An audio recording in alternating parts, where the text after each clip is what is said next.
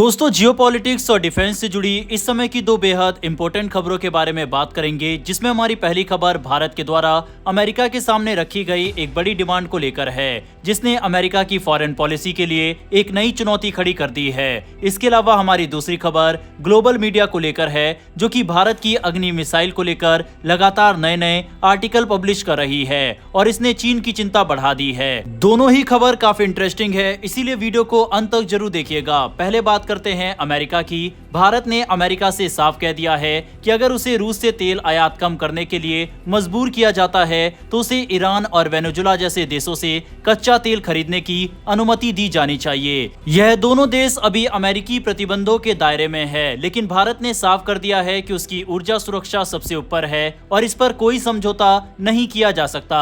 असल में ये मामला केवल तेल का नहीं है, बल्कि पूरी वैश्विक राजनीति से जुड़ा हुआ है। अमेरिका ने हाल ही में भारत पर अतिरिक्त 25% का शुल्क लगा दिया है और इसके पीछे साफ संदेश है कि वॉशिंगटन चाहता है कि भारत रूस से अपनी खरीद घटाए। लेकिन भारत का रुख बिल्कुल अलग है। भारतीय अधिकारियों ने इस हफ्ते वॉशिंगटन जाकर ट्रंप प्रशासन के सामने अपनी स्थिति रखी और कहा कि अगर रूस से तेल आयात पर पाबंदी लगती है तो फिर ईरान और वेनेजुला जैसे देशों से आयात करने की छूट दी जाए। भारत का तर्क बिल्कुल सीधा है, अगर तीनों देशों से एक साथ खरीद पर रोक लग जाती है तो इसका असर केवल भारत पर नहीं बल्कि पूरी दुनिया पर पड़ेगा। तेल की कीमतें वैश्विक स्तर पर आसमान छूने लगेगी और महंगाई की नई लहर उठ जाएगी। यही कारण है कि भारतीय अधिकारियों ने इसे केवल अपनी समस्या नहीं बल्कि अंतर्राष्ट्रीय स्थिरता का मुद्दा बनाकर अमेरिका के सामने रखा। आपको याद दिला दे कि रूस यूक्रेन युद्ध के बाद से भारत के लिए सबसे बड़ा सहारा सस्ता रूसी तेल रहा है। जब पश्चिमी देशों ने रूस पर प्रतिबंध लगाए तो रूस ने अपने तेल को भारी छूट पर बेचना शुरू किया। भारत जो अपनी जरूरत का लगभग 90% कच्चा तेल बाहर से आयात करता है, उसके लिए यह सौदा बेहद फायदेमंद साबित हुआ। 2022 से अब तक भारत ने रूस से लगभग 132 अरब डॉलर यानी करीब 13.39 लाख करोड़ रुपए का कच्चा तेल खरीदा है। ये रूस की कुल तेल आय का लगभग 5वां हिस्सा है। अगर हम तुलना करें तो चीन रूस का सबसे बड़ा ग्राहक बना रहा, जिसने लगभग 193 अरब डॉलर का तेल खरीदा। भारत इसके बाद दूसरे स्थान पर है, जबकि यूरोपीय संघ और तुर्की जैसे बड़े आयातक भी भारत से पीछे रह गए। इस बात से साफ है कि भारत और चीन दोनों ने मिलकर रूस की अर्थव्यवस्था को सबसे ज्यादा सहारा दिया है। यही वजह है कि पश्चिमी देशों की नजर लगातार भारत की नीति पर टिकी रहती है। लेकिन अमेरिका की रणनीति अलग है। उसका मकसद रूस की कमाई को जितना हो सके कम करना है, ताकि युद्ध जारी रखने की उसकी क्षमता पर असर पड़े। इसीलिए भारत पर दबाव बढ़ाया जा रहा है। हालांकि भारत इस दबाव को सीधे स्वीकार करने के मूड में नहीं है। वॉशिंगटन में भारतीय प्रतिनिधिमंडल ने अमेरिकी अधिकारियों से कहा है, भारत जैसे बड़े उपभोक्ता को अगर रूस से, ईरान से और वेनेजुला से एक साथ रोका गया तो इसका मतलब होगा दुनिया भर में तेल संकट। भारत की इस मांग के पीछे एक और महत्वपूर्ण पहलू है ऊर्जा स्रोतों का विविधीकरण। भारत हमेशा से ये नीति अपनाता आया है कि किसी एक देश पर पूरी तरह निर्भर नहीं होना चाहिए। खाड़ी देशों से भी आयात होता है, अमेरिका से भी तेल और गैस खरीदी जाती है और रूस जैसे देशों से भी सस्ते विकल्प लिए जाते हैं। अगर ईरान और वेनेजुला से खरीद की इजाजत मिल जाती है तो भारत को एक और सस्ता और स्थिर विकल्प मिलेगा। वहीं इसी बीच वाणिज्य मंत्री पीयूष गोयल का बयान भी अहम है। उन्होंने अपने अमेरिकी दौरे के दौरान कहा कि भारत अपनी ऊर्जा जरूरतों को पूरा करने के लिए अमेरिका से तेल और गैस खरीद बढ़ाना चाहता है। लेकिन उन्होंने ये भी इशारा दिया कि भारत केवल महंगे विकल्पों पर निर्भर नहीं रह सकता। ऊर्जा सुरक्षा के लिए सस्ते स्रोत भी जरूरी है और यही वजह है कि ईरान और वेनेजुला का नाम बार बार सामने आ रहा है। अगर हम रूस की कुल कमाई पर नजर डालें तो तस्वीर और साफ होती है। 2022 से अब तक रूस ने तेल, गैस और कोयले से कुल 931 अरब डॉलर कमाए। इसमें अकेले भारत का योगदान 148 अरब डॉलर का है, जिसमें से 132 अरब डॉलर तेल और 16 अरब डॉलर कोयले की खरीद के रूप में है।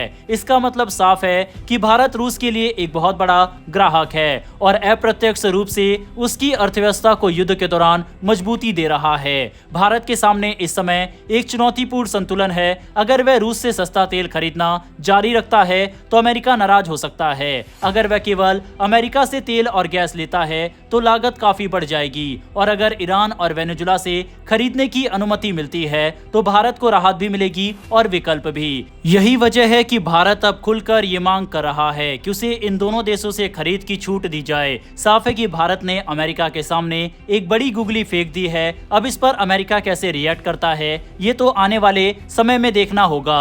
इसके अलावा नेटो की तरफ से भी एक दावा किया गया था कि भारतीय प्रधानमंत्री नरेंद्र मोदी ने पुतिन से फोन पर बात की और यूक्रेन युद्ध को जल्द खत्म करने की डिमांड की, क्योंकि अमेरिका जिस तरह से भारत के ऊपर टैरिफ लगा रहा है उससे भारत के ऊपर काफी प्रेशर है और ये प्रेशर भारत अब रूस के ऊपर बिल्ड कर रहा है। इस पर भारत की तरफ से रिएक्शन सामने आया। भारतीय विदेश मंत्रालय ने साफ कर दिया कि ये सभी बातें झूठी है और इस तरह की बयानबाजी नेटो चीफ को शोभा नहीं देती। बहरहाल बढ़ते हैं हमारी अगली खबर की तरफ। हांगकांग बेस्ड एशिया टाइम्स ने एक रिपोर्ट प्रकाशित की जिसमें दावा किया गया कि भारत 8000 किलोमीटर रेंज वाली नई इंटरकॉन्टिनेंटल बैलिस्टिक मिसाइल पर काम कर रहा है।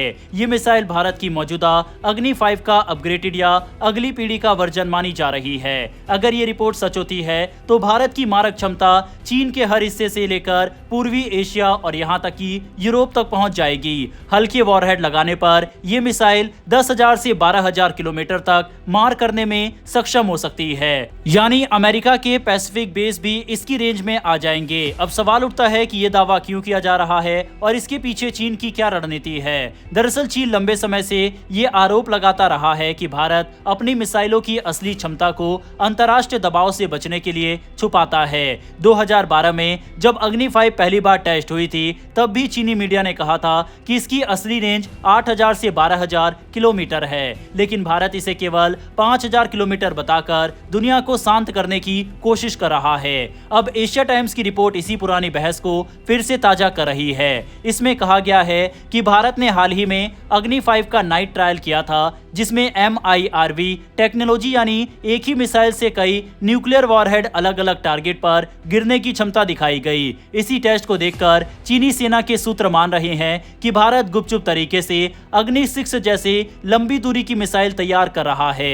भारत की अग्नि 5 पहले से ही 3 स्टेज वाली सॉलिड फ्यूल मिसाइल है जिसे रोड पर कहीं भी ले जाकर लॉन्च किया जा सकता है।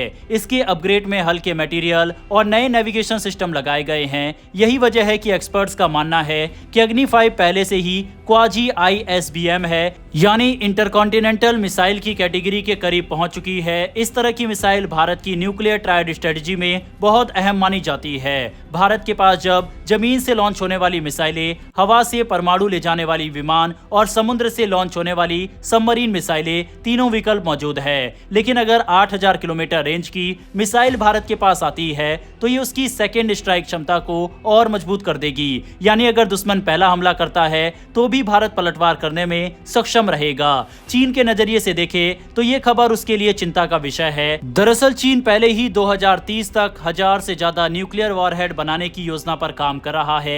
ऐसे में अगर भारत लंबी दूरी की ICBM विकसित करता है तो चीन को अपनी डिफेंस सिस्टम को और मजबूत करना पड़ेगा। हो सकता है कि वह हाइपरसोनिक मिसाइल और एंटी बैलिस्टिक डिफेंस सिस्टम को और तेजी से तैनात करे। ये पूरी स्थिति दोनों देशों के बीच न्यूक्लियर रेस यानी परमाणु हथियारों की दौड़ को और खतरनाक बना सकती है। कई एक्सपर्ट्स का मानना है कि भारत अपनी क्षमता को छुपाकर दुनिया में संतुलन बनाए रखना चाहता है, लेकिन इससे उल्टा असर भी हो सकता है क्योंकि चीन और दूसरे देश ये मान सकते हैं कि भारत उससे कहीं ज्यादा ताकतवर है जितना वह दिखाता है। साफ है कि भारत लगातार जिस तरह से मिसाइल टेस्ट वगैरह कर रहा है इससे चीन खासा परेशान है। बहरहाल दोस्तों, इन दोनों खबरों पर अपनी राय कमेंट बॉक्स में लिखकर बताइएगा। डिफेंस और वर्ल्ड अफेयर से जुड़ी ऐसी वीडियो के लिए नीचे दिए गए सब्सक्राइब बटन को प्रेस कर बेल आइकन को जरूर दबा लें। फिर मिलेंगे ऐसी एक नई वीडियो के साथ। धन्यवाद। जय हिंद, जय भारत।